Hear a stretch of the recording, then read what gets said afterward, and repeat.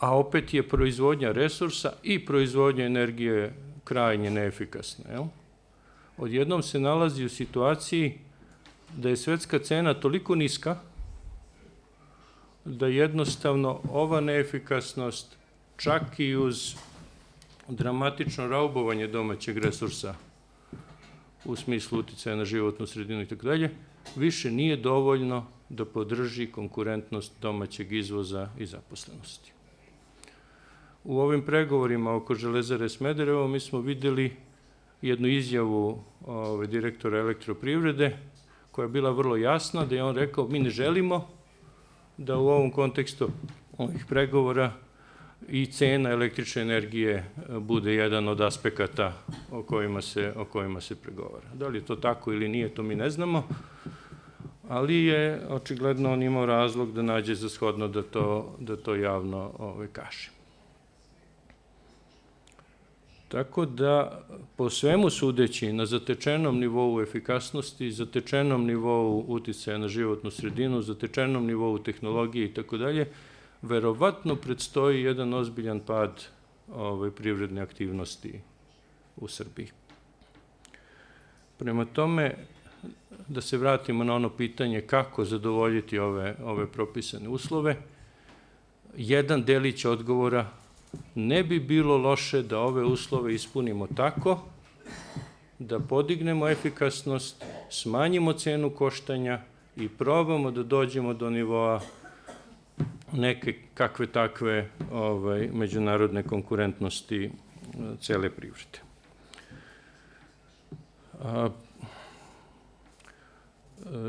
Naravno, jedna od posledica pada cena je i relativno drastičan pad vrednosti kapitala preduzeća koja se bave ugljem u svetu. Znači, to je jedan signal koji isto tako treba imati u vidu. Što nama ukazuje da, pored različitih tehnologija za upotrebu uglja, lignita, ne bi bilo loše u ovom odgovoru kako razmotriti i neke tehnologije koje su namenjene upotrebi drugih goriva. Znači, može biti da postoje i neka druga goriva koja su konkurentna uglju.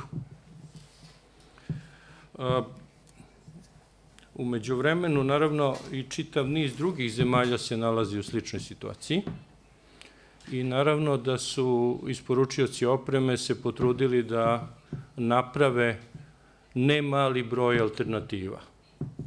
Znači, kada vi pogledate staru elektranu na ugalj i kad kažete šta radim sa ovim objektom, onda razmotrite tržište, pred vama se otvara ne mali broj alternativa. O tome mi u javnosti u Srbiji vrlo malo znamo. Znači, na srpskom jeziku objavljenih dokumenata na ovu temu ima jako malo. Tako da ovde nije nimalo jednostavno doneti odluku koja se ovoga tiče. Sad, samo da probamo da posložimo šta sve ta odluka još podrazumeva. Znači, ta odluka verovatno ima neku strukturu, budući da je javna odluka, imaće strukturu nekakvog dokumenta, recimo nacionalnog plana za smanjenje emisija, National Emission Reduction Plan. To je jedna mogućnost koju nam daje neposredno izmena ugovora o zajednici za energiju. Javni dokument, očigledno deo nacionalne energetske politike, očigledno dokument koji zahteva čitav niz aktivnosti, počeo od učešća javnosti u skladu sa Arhuskom konvencijom, počeo od izrade alternativnih scenarija, naravno studije uticaja na životnu sredinu i tako dalje, čitav niz aktivnosti koje vam jasno ukazuju da ga nije nimalo jednostavno napraviti. Sledeća okolnost, nacionalni plan za poboljšanje energetske efikasnosti. National Energy Efficiency Action Plan, koji ne bi bilo loše da bude u vezi sa ovim prethodnim planom. Očigledno postoje veze između ove dve okolnosti. Opet ista priča, procedura usvajanja i tako dalje. Iza toga, očigledno ne bi bilo loše adaptirati nacionalnu strategiju za obnovljive izvore energije. Opet ista priča sa svim ovim okolnostima i tako dalje. I sad imamo novu okolnost na terenu. Krajem ove godine predstoji konferencija u vezi klimatskih promjena u Parizu i kao i ostale zemlje koje pretenduju na članstvo u Evropskoj uniji i Srbija treba da preuzme svoj deo odgovornosti u odnosu na klimatske promjene i da na toj konferenciji jasno preuzme odgovarajuće opet materijalne obaveze u vezi svega toga. Očigledno, sposobnost da se preuzmu materijalne obaveze ove vrste je u direktnoj vezi sa prethodno pomenutim dokumentima. I peta okolnost, svedoci smo, i malo pre kolega govorio, da su problemi sigurnosti snabdevanja porasli. U najmanju ruku mi nismo doživjeli neke dramatične probleme sigurnosti snabdevanja ove zime, ali je percepcija problema sigurnosti snabdevanja bitno drugačija nego što je bila. O tome može da se raspravlja. Da li je ta percepcija realna, do koje mere je realna i tako dalje, ali činjenica je s raznih razloga klimatskih promjena, meteoroloških i drugih katastrofa. Mi smo imali poplave prošle godine koje su uticale na sigurnost snabdevanja i tako dalje. Sa razloga političkih odnosa, očigledno da ima razloga za zabrinutost. U najmanju ruku postoji percepcija zabrinutosti za sigurnost snabdevanja. U tom smislu, sve ove pomenute okolnosti i svi ovi pomenuti dokumenti treba da budu tako napravljeni da uzimaju sigurnost snabdevanja u obzir. Ima i nekoliko materijalnih obaveza u vezi sigurnosti snabdevanja. Recimo, potreba da se sva prekogranična energetska infrastruktura radi u oba smera, da se stvore odgovarajuće rezerve nafte i naftnih derivata i tako dalje. I naravno, prateći opet ugovor o energetskoj zajednici i ugovor o stabilizaciji i pridruživanju, ceo ovaj kompleks se treba ostvariti bez nedozvoljene državne pomoći. Nimalo jednostavan zadatak. Znači, naša energetska preduzeća su duboko vezana, duboko navikla, to je u njihovoj ekonomskoj strukturi duboko ugrađeno na različite modele, različite vrste državne pomoći.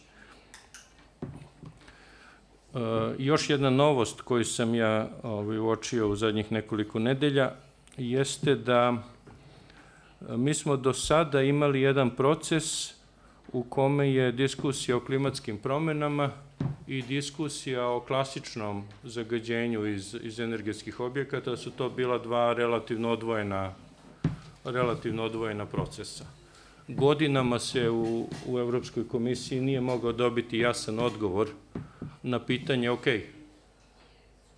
imam problem direktive o velikim ložištima, kakav je veza tog problema i problema klimatskih promjena. Znači, jer vi možete, naravno, smanjiti emisiju iz velikih ložišta na način da smanjite emisiju ugljendioksida ili pak da povećate emisiju ugljendioksida, da smanjite ove druge emisije. Toga još uvek nema jasno naznačeno ni u ovoj strukturi takozvanog standarda najbolje raspoložive tehnologije, ali je sada u raspravi o klimatskim promjenama počelo da se pominje ovo pitanje. Znači, u kontekstu diskusija koje se vode prema konferenciji u Parizu, otvorilo se i pitanje kako ove dve politike, ova dva procesa korespondiraju jedan u odnosu na drugi. Ova pitanja su naravno sada dodatno potencirana rezolucijama Evropskog parlamenta o Srbiji u tačkama 38, 39, 40, gde se poziva na jednu relativno kompleksnu i vrlo primenjivu energetsku politiku. Tako da možete lako pogledati te tačke. Sve u svemu, dovoljno veliki kompleks pitanja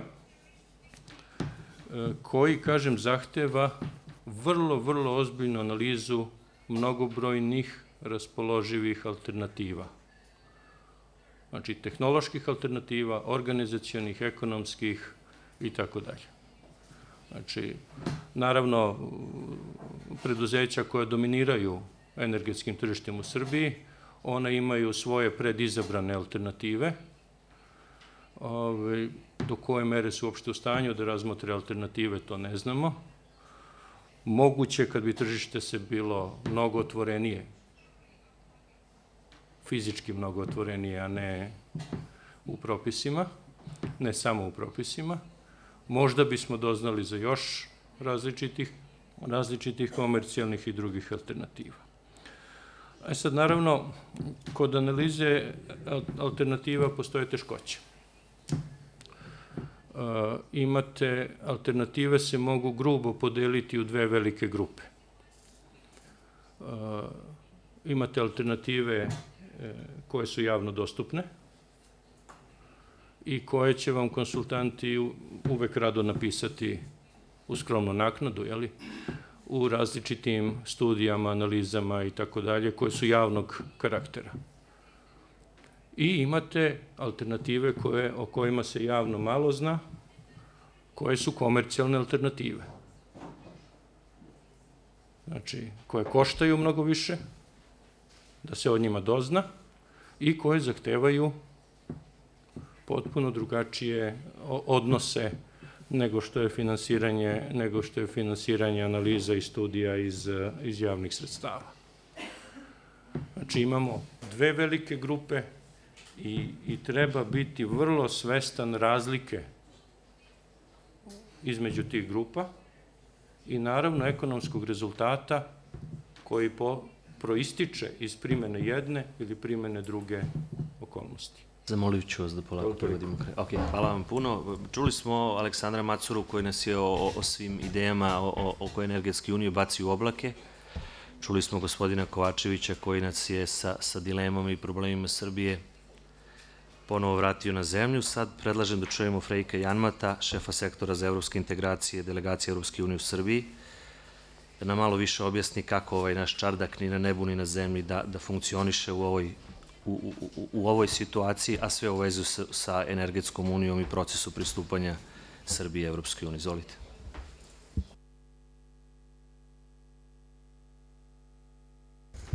Yes, thank you very much, and also thanks to the organizers, the European movement, the Fridrih Ebert Stiftung, and the Research Forum for inviting us to this very interesting forum with an interesting topic. Let me also use this opportunity to congratulate Serbia on the completion of the screening process. This is, I think, a process which is not to be underestimated. It took 1.5 years to go through all the 35 chapters of the acquis communautaire, so the whole EU legislative framework. And this week, the last screening meeting will take place, which will give us a very good insight into where we are on all the different areas of the EU acquis, including on energy. And I think the next step, the actual opening of accession negotiations, will make the whole process much more concrete, because we will have, for most chapters at least, opening benchmarks, closing benchmarks, opening benchmarks usually related to legislation having to be in place, or strategies, action plans, but also the administrative capacity that is required to implement the legislation. Whereas these closing benchmarks will much more look at an actual track record that has been established. So it will look at measures being taken, in general at implementation, to show that Serbia is ready to implement EU harmonized laws. We are now in the process of drafting all the so-called screening reports, so also the one on energy, which is expected to become available later this year. And of course, when looking at the acquis, this is a moving target. So also the energy union, as it develops in the future, might have an effect on the acquis. I will not go through the energy union in detail. I think the previous speakers have outlined its form and content very well. Let me just, on these 5 pillars, say that, of course, the energy security pillar, the first one, is very much based on the energy security of supply strategy that was adopted in 2014, last year. I think in general, what we have seen in the past, of course, is that the EU is trying to move away from too much dependency on a limited number of suppliers of energy. We have a situation, which was already mentioned, that the EU is for 53% of its energy consumption reliant on third parties. We have 6 member states which for their gas supply are reliant on a single source. And this is something which we would like to change. This is why we are looking at diversification of energy sources, energy suppliers, energy routes, and also to encourage member states in the energy industry to work together to ensure the security of supply and to increase transparency also, especially on gas supplies. The second one is the internal energy market.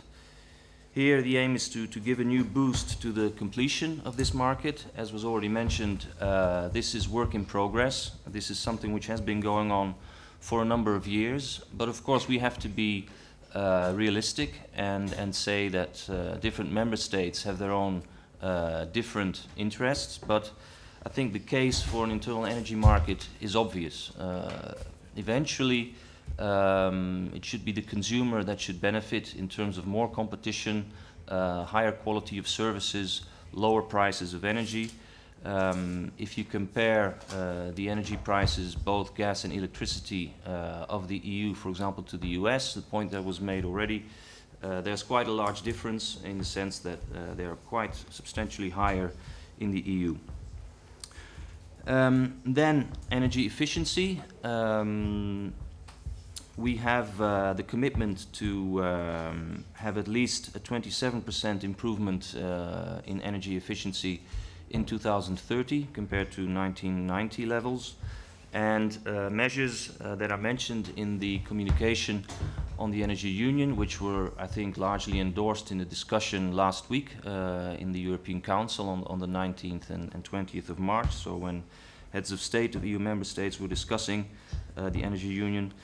On energy efficiency include, of course, measures in the building sector, notably by improving heating and cooling systems, but also improving emissions and fuel efficiency in a very important sector, which is the transport sector. The fourth pillar is the so-called decarbonization of the economy. And here, the Energy Union builds on the EU's ambitious climate policy. The EU having committed, as was already reminded, to reduce its gas emissions by 40% in 2030, also again compared to 1990 levels. In this area also the European Trading Scheme should play its role in spurring investments in particularly low carbon technologies. And the ambitious aim is for the EU to really become the EU leader in renewable energy, and of course also a global hub for developing the next generation of technically advanced and competitive renewable energies. And with this, we also arrive at the fifth pillar, which is research, innovation, and competitiveness. The EU here is foreseen to be at the forefront of smart grid and smart home technology, clean transport, clean fossil fuel, and the world's safest nuclear generation.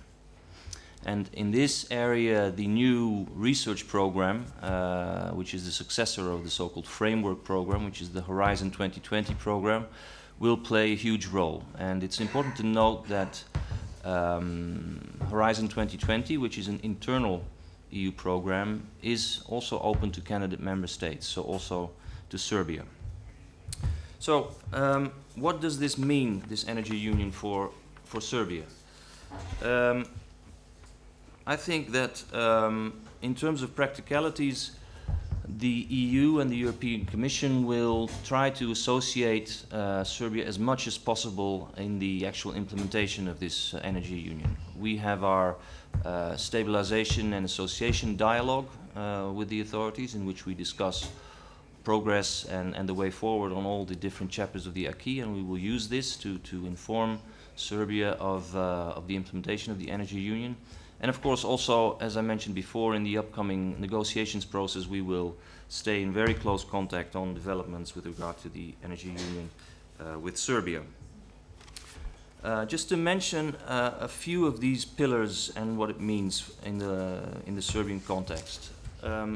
First, on the EU's internal market. I think here the issue of connectivity is really essential.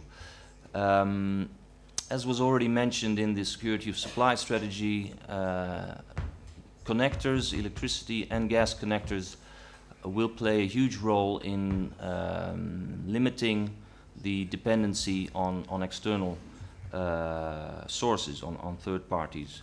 And this is also very relevant, of course, in the context of Serbia. I would like to, in this sense, particularly emphasize the importance of the interconnector between Serbia and Bulgaria, which the EU is ready to support with substantial funding. I think this will eventually, or can eventually, offer access to gas from another origin. As we all know, Serbia is dependent on Russian gas. Eventually, this could open the opportunity to other gas origins, and also thereby increase bargaining power that Serbia has in the gas sector. One important meeting which is taking place today in Pristina is the meeting on the connectivity agenda of the European Union.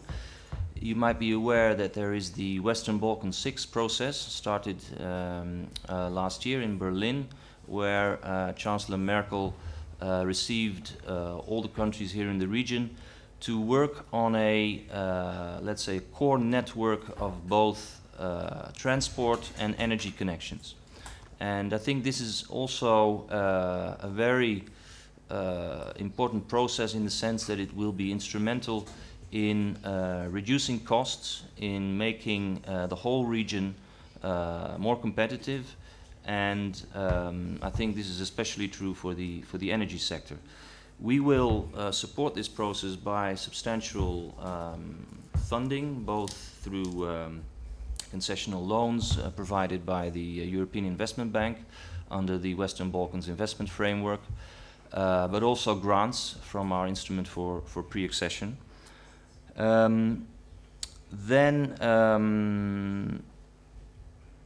Moving on to energy efficiency, I think it's obvious that this is an issue with which I think you can kill 3 birds with 1 stone. You have a situation in Serbia of public finances which are in a very tough situation. This is a way, energy efficiency measures, to save money. It's also a way to limit the impact of energy on the environment. And thirdly, it's a way to limit your energy dependency. And I think it's all the more relevant for Serbia. I don't have the latest data, but I remember, at least from 2012, there was this, in my view, stunning figure that for every industrial output produced, Serbia needs 2.7 times more energy than the OECD average. So this only goes to show the potential for gains in this area. Finally, renewable energy, I think, is also a very important aspect. And as you know, Serbia has committed to have 27% of its energy consumption produced by renewable energy by 2020. This is already in 5 years' time. We are now at a bit more than 21%, I think. So this is also something which we very much support. We are aware, of course, as I said, of the tight public financial situation that Serbia is in. So the government, in its contacts with investors here, I think should find a good balance between, on the one hand, what it is it can offer, what is the risk sharing, for example, between the government and, on the other hand, companies active in wind or in hydro energy, and, on the other hand, the need to try to reach this target of 27%, which